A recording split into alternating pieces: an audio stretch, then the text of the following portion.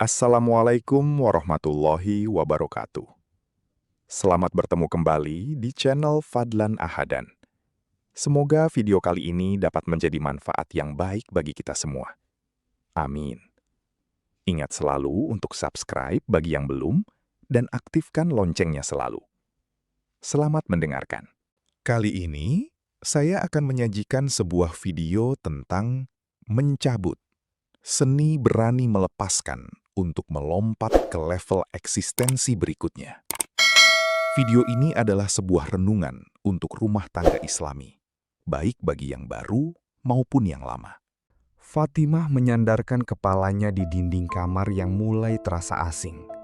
Sudah 3 bulan terakhir ini, setiap kali ia menutup mata, yang ia dengar bukanlah dengkur suaminya yang dulu membuatnya tersenyum, melainkan keheningan yang mencekik. Di sebelahnya, Ahmad membelakangi ia, seperti tembok batu yang tak bisa ditembus. Handphone di tangannya menyala, tapi bukan untuk membalas pesan dari istrinya. Mereka sudah seminggu tidak bicara. Bukan karena tidak ada yang mau bicara, tapi karena setiap kata terasa seperti pisau yang siap melukai. Fatimah mengingat kembali hari pernikahan mereka. Ketika itu, ia memakai kebaya putih dengan payet berkilauan, dan Ahmad menggenggam tangannya di depan penghulu dengan tatapan penuh keyakinan. Kita akan bersama sampai tua, sampai rambut kita memutih, bisik Ahmad kala itu. Fatimah tersenyum mengingat itu. Tapi senyumnya kini terasa getir. Di tahun kelima pernikahan mereka, janji itu terasa seperti kabut yang perlahan menghilang di telan angin. Pertengkaran kecil menjadi kebiasaan. Kesalahpahaman menjadi luka menganga. Cinta yang dulu mengalir deras, kini seperti sumur yang mulai mengering di tengah padang pasir. Fatimah tahu, suaminya juga tengah bergumul dengan pertanyaan yang sama. Hatinya sesak. Ahmad adalah pria yang baik. Ia tidak pernah meninggikan tangan, tidak pernah menyakiti secara fisik. Tapi ada luka lain yang tidak kelihatan. Luka yang berasal dari kata-kata yang tak terucap dan perhatian yang tak diberikan. Ahmad sendiri, di sisi lain, merasa lelah. Ia merasa telah bekerja keras untuk keluarga. Tapi mengapa rumahnya terasa begitu dingin? Ia merasa istrinya selalu menuntut, selalu kurang puas, dan ia tidak tahu lagi harus berbuat apa. Di malam seperti ini, ribuan rumah tangga Muslim di seluruh dunia sedang mengalami hal yang sama. Mereka berada di persimpangan yang sama. Di satu sisi, mereka ingin mempertahankan pernikahan, institusi sakral yang dibangun di atas janji suci kepada Allah. Di sisi lain, mereka sadar bahwa mempertahankan sesuatu yang sudah tidak lagi memberi kebaikan, bahkan justru menghancurkan, mungkin adalah kebodohan yang lebih besar daripada melepaskannya. Ahmad teringat sabda Rasulullah SAW yang sering ia dengar di pengajian. Perkara halal yang paling dibenci Allah ialah talak. Tapi di sisi lain, ia juga teringat bahwa Rasulullah memberikan hak talak bukan untuk seenaknya, melainkan untuk keadilan. Jika pernikahan itu sudah tidak bisa lagi menjadi ladang pahala dan justru menjadi sumber dosa karena pertengkaran, kebencian, dan saling menyakiti, bukankah mempertahankannya sama saja dengan memelihara api neraka di dalam rumah? Fatimah terdiam. Ia tahu mencabut bukanlah pilihan yang mudah.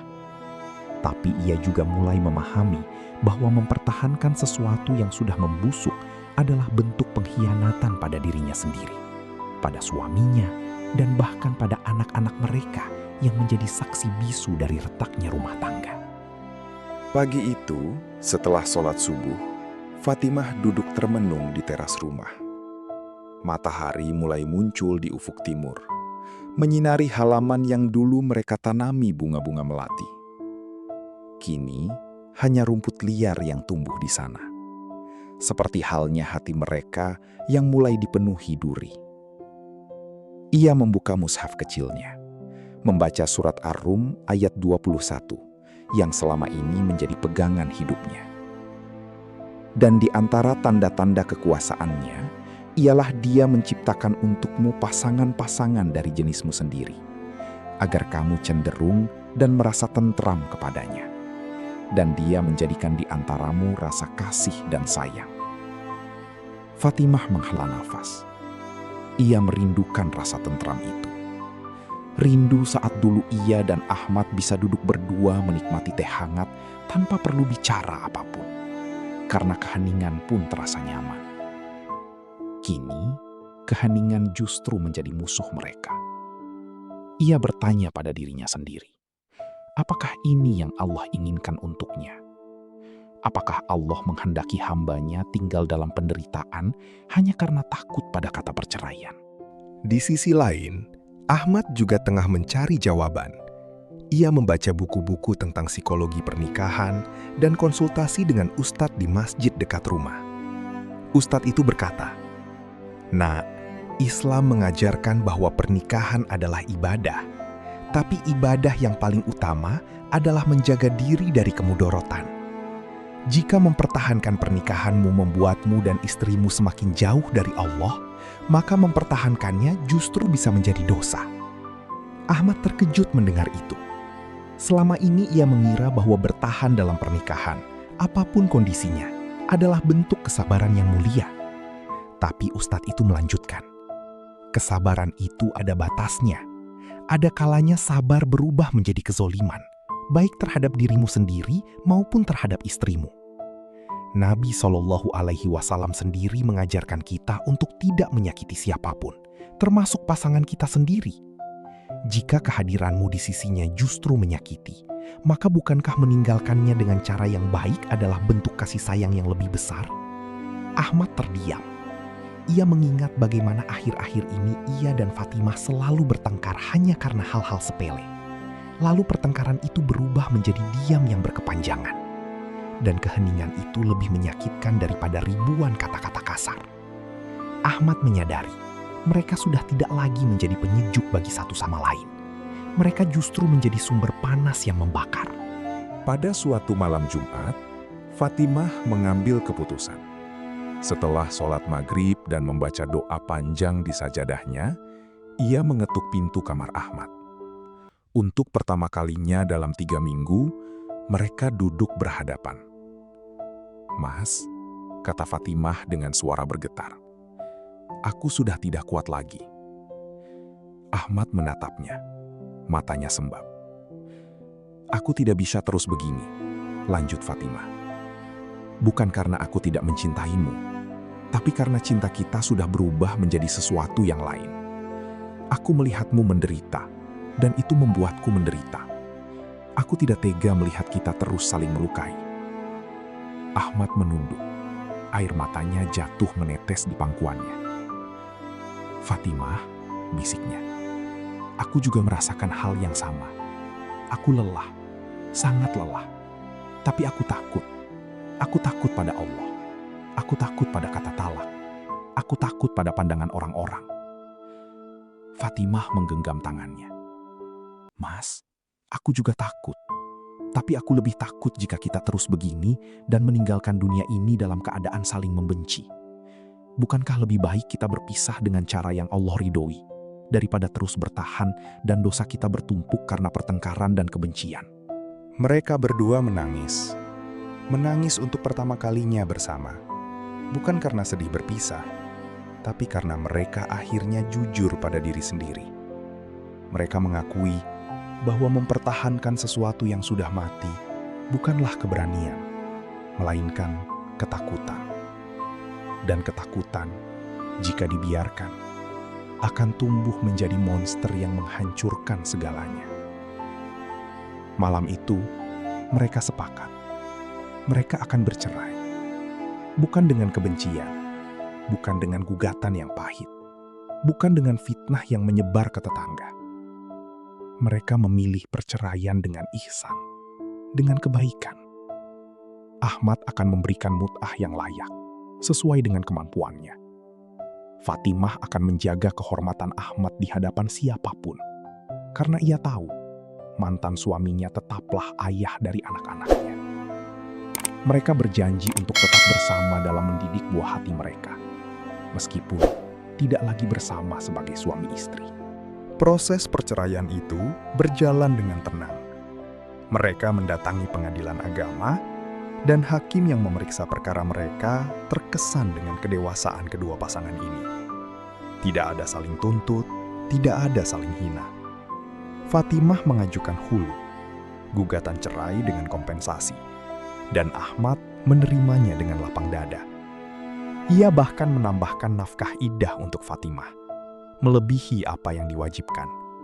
Karena baginya, Fatimah tetaplah wanita baik yang pernah menjadi pendamping hidupnya. 3 bulan kemudian, masa iddah Fatimah berakhir. Ia kembali ke rumah orang tuanya, bukan dengan rasa malu, tetapi dengan kepala tegak. Ibunya memeluknya erat. "Nak, kau telah mengambil keputusan yang berani. Tidak semua orang bisa sejujur itu pada dirinya sendiri." Fatimah tersenyum. Untuk pertama kalinya dalam waktu yang lama, ia merasakan ketenangan. Bukan karena ia bahagia bercerai. Tidak ada yang bahagia dengan perceraian. Tetapi karena ia akhirnya terbebas dari beban yang selama ini menghimpit dadanya. Ia tidak lagi hidup dalam kepura-puraan.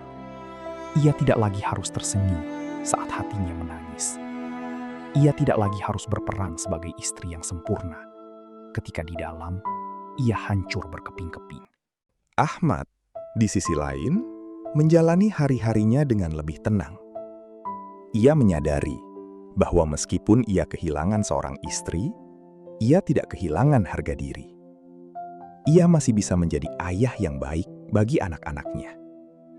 Ia masih bisa memperbaiki diri, belajar dari kesalahan, dan menjadi pribadi yang lebih bijaksana. Ia mulai aktif di pengajian, dan perlahan-lahan, hatinya yang sempat kering mulai disirami kembali oleh iman. 3 tahun kemudian, takdir mempertemukan mereka kembali. Bukan sebagai suami istri, tetapi sebagai 2 manusia yang telah sama-sama bertumbuh. Mereka bertemu di sebuah acara pernikahan teman lama. Fatimah datang dengan suami barunya, seorang pria yang baik dan menghargai masa lalunya. Ahmad datang sendirian, tetapi dengan senyum yang tulus. "Mbak Fatimah," sapa Ahmad dengan hangat. "Kau terlihat bahagia." Fatimah tersenyum. "Alhamdulillah, Mas. Kau juga terlihat lebih tenang." Mereka berbincang sebentar, ringan dan tanpa beban. Bukan tentang masa lalu yang menyakitkan, tetapi tentang anak-anak mereka yang kini tumbuh sehat dan ceria. Ahmad bercerita bahwa ia kini menjadi konsultan pernikahan, membantu pasangan-pasangan yang mengalami kesulitan. Fatimah mendengarkan dengan bangga. Di dalam hatinya, ia bersyukur bahwa keputusan mereka dulu bukanlah akhir dari segalanya, melainkan awal dari perjalanan baru yang lebih baik. Ahmad pernah berkata dalam sebuah ceramahnya, "Aku belajar bahwa mencintai seseorang kadang berarti melepaskannya. Bukan karena aku tidak cukup mencintainya, tetapi karena aku mencintainya cukup untuk tidak ingin melihatnya menderita bersamaku. Dan Allah dengan segala kebijaksanaannya menggantikan semuanya dengan yang lebih baik pada waktu yang tepat."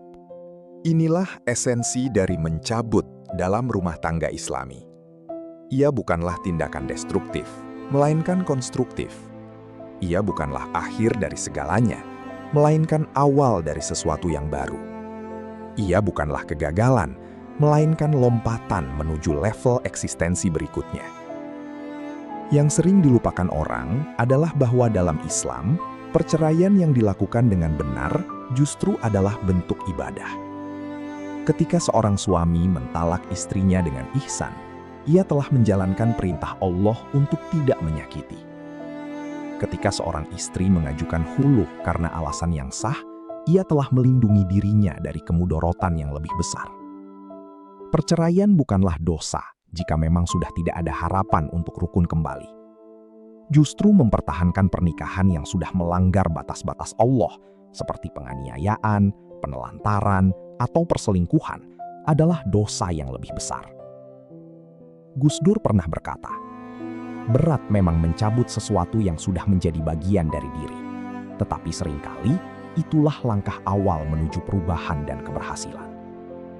Dalam konteks rumah tangga, mencabut berarti berani mengakui bahwa mempertahankan pernikahan yang sudah tidak membawa kebaikan adalah bentuk kemunduran, sedangkan melepaskannya dengan cara yang terhormat adalah bentuk kemajuan.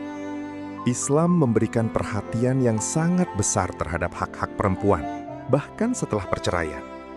Seorang istri yang ditalak raj'i masih berhak mendapatkan nafkah, tempat tinggal, dan pakaian selama masa iddah.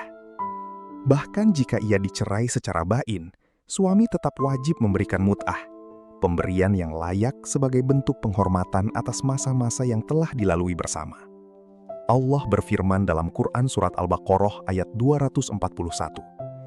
Dan bagi wanita-wanita yang diceraikan, hendaklah diberi mut'ah dengan cara yang ma'ruf, sebagai kewajiban bagi orang-orang yang bertakwa. Ini adalah keadilan Islam yang sering dilupakan. Perceraian bukanlah ajang saling menghancurkan, melainkan proses perpisahan yang tetap menjunjung tinggi martabat kedua belah pihak. Bahkan dalam perceraian sekalipun, Islam mengajarkan ihsan, kebaikan. Disinilah letak kebijaksanaan syariat. Mencabut dalam rumah tangga Islami bukanlah tindakan brutal yang meninggalkan luka menganga. Ia adalah prosedur yang telah diatur sedemikian rupa sehingga kedua belah pihak tetap dapat melangkah maju dengan kepala tegak. Sebagaimana sabda Nabi SAW, "Sebaik-baik kalian adalah yang terbaik kepada keluarganya, dan aku adalah yang terbaik di antara kalian kepada keluargaku." Fatimah dan Ahmad akhirnya menemukan kebahagiaan masing-masing. Fatimah menikah lagi dengan seorang pria yang mencintainya dengan tulus dan menghargai masa lalunya. Ahmad juga menemukan pendamping hidup yang baru yang menerimanya dengan segala kekurangan dan kelebihannya. Anak-anak mereka, meskipun tumbuh di dua rumah yang berbeda, tetap mendapatkan kasih sayang dari kedua orang tuanya. Karena Ahmad dan Fatimah sepakat untuk tidak pernah menjadikan anak-anak sebagai korban dari keputusan mereka. Mereka berkomunikasi secara teratur, menghadiri acara sekolah bersama, dan bahkan sesekali mengadakan makan malam keluarga di akhir pekan dengan pasangan baru masing-masing yang saling menghormati. Itulah seni mencabut yang sesungguhnya. Bukan akhir dari segalanya, tetapi awal dari sesuatu yang baru. Bukan kegagalan, tetapi lompatan menuju level eksistensi berikutnya. Kepada setiap pasangan Muslim yang sedang berada di persimpangan jalan yang sama, ingatlah bahwa Allah Subhanahu wa Ta'ala tidak pernah membebani seseorang di luar kemampuannya. Jika engkau merasa bahwa mempertahankan pernikahanmu adalah beban yang terlalu berat, maka janganlah takut untuk mengambil langkah yang terbaik.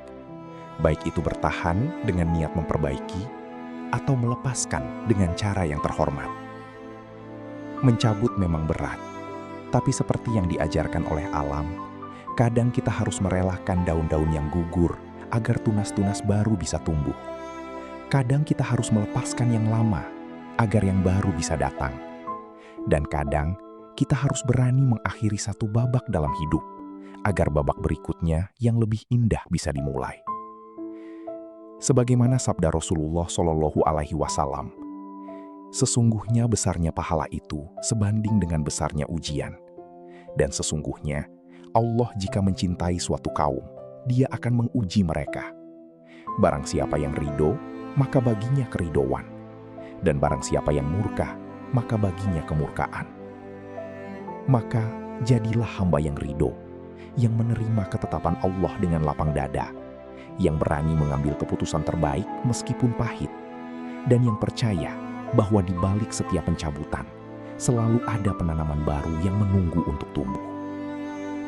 Dan yang paling penting, jadilah pasangan yang berpisah dengan ihsan, dengan kebaikan, tanpa dendam, tanpa fitnah, dan tanpa melupakan bahwa kalian tetaplah manusia yang diciptakan Allah untuk saling menghormati, bahkan ketika kalian memilih untuk tidak lagi bersama. Fatimah kini duduk di beranda rumah barunya, ditemani suami dan dua orang anaknya yang masih kecil. Di luar, hujan turun dengan tenang, menyirami bunga-bunga yang ia tanam beberapa bulan lalu. Ia tersenyum. Hidup tidak selalu berjalan sesuai rencana. Tetapi, ketika ia berani mencabut apa yang sudah tidak baik, Allah menggantikannya dengan sesuatu yang lebih baik. Di kota lain, Ahmad sedang mengajar di sebuah pengajian malam. Di hadapan puluhan pasangan muda, ia berkisah tentang perjalanan hidupnya, tentang keberanian untuk mengakui kesalahan, tentang arti melepaskan dengan ikhlas, dan tentang bagaimana Allah selalu memberikan jalan keluar bagi hamba-hambanya yang bertakwa. Malam itu, keduanya sama-sama memanjatkan doa. Bukan doa untuk kembali bersama, tetapi doa syukur. Syukur atas pelajaran yang Allah berikan. Syukur atas kedewasaan yang datang dari rasa sakit.